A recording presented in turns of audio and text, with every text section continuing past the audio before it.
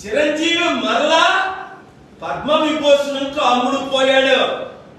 Rajya Sabha UP నుంచి ఇస్తే బీజేపీలో చేరి క్యాంపెయిన్ చేస్తాడట. అలాంటి బ్రతికే కట్టే చావే మేలని అపోస్తుడైన పౌలు అన్నాడు. చిరంజీవి 2008లో పార్టీ పెట్టి 2011లో కాంగ్రెస్ కి ఒక మంత్రి పదవికి నువ్వు కాపులందరినీ 18% ఓట్లు అమ్మేశావే.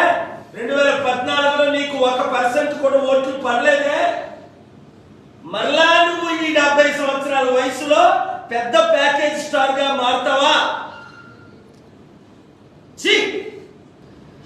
సోనీ సూద్కి ఎందుకు ఇవ్వలేదు? ఇంత పెద్ద యాక్టర్ కరోనాలో 1000 మందికి సపోర్ట్ చేశాడు. భారత రత్నం ఇది ఏదైతే పద్మభూషణం విభూషణం ఏదో భూషణం పనికి మాల గాడిదలందరికి ఇస్తారు. ఈ గాడిదలు ఆర్ఎస్ఎస్ వాడు ఎవరికి చెప్తే వాళ్ళకే ఇస్తారు. రే తెలుగు సత్తా చూపిద్దామన్న 15 కోట్ల తెలుగు ప్రజలు రండి, మన సత్తా మోదీకి చూపిద్దాం, మన సత్తా మోదీ తొత్తులకు చూపిద్దాం. చంద్రబాబు, జగన్, పవన్ కళ్యాణ్, చిరంజీవులందరికీ